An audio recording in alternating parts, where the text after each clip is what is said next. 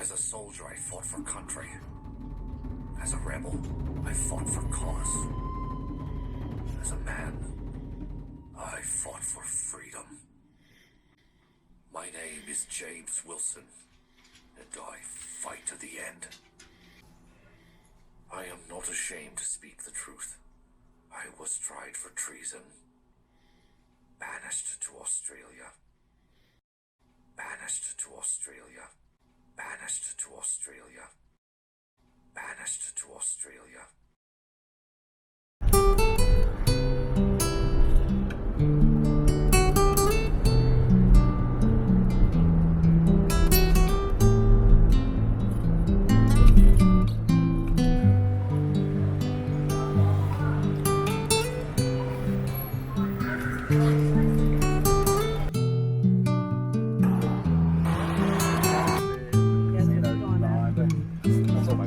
Inspired by the remarkable rocks you'll find down south of Adelaide, a little place called Kangaroo up there. The city of Adelaide, so they must have done something else. They named the river after it.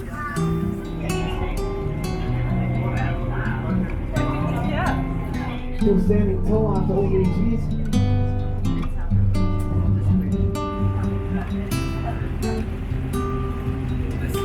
Beautiful section of the river here, folks.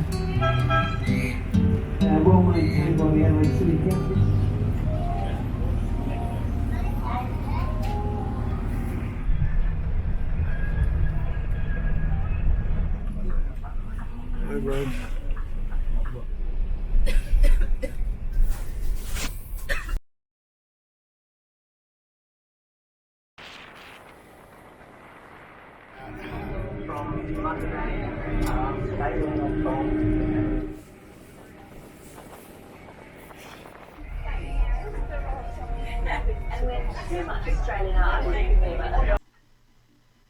Of them are heavily sedated due to the pain from their burns, and most of them have at least one or all of their feet and hands wrapped in bandages.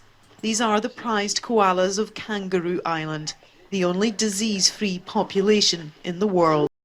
You know, we're getting a lot of rescues in, but again, to every animal that we find alive out there, we're seeing 100 to 100 dead. As a farmer, I would much rather research, redevelop and farm these natives that grow naturally in my environment than farm bare land with sprays, chemicals and introduced species. So when some useless greenie tells me that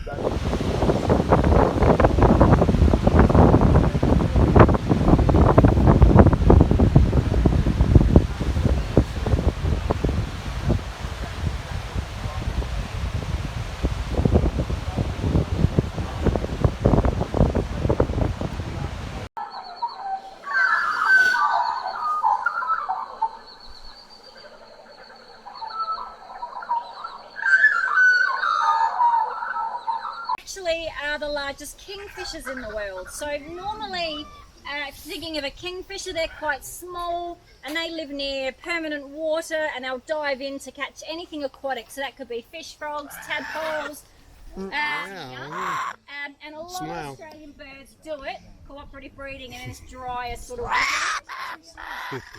Did you get a selfie? Is it for joining us, Kath? And turn around. Good girl. Whereas these birds, they're like a dry land kingfisher, so they're very rarely near permanent water.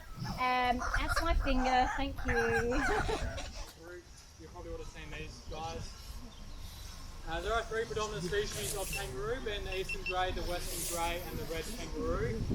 The eastern grey and the western grey and still refers to them as a wallaroo. Quite different species. Can you get Melissa? What's that? Are you getting Melissa? Yeah. My battery, my...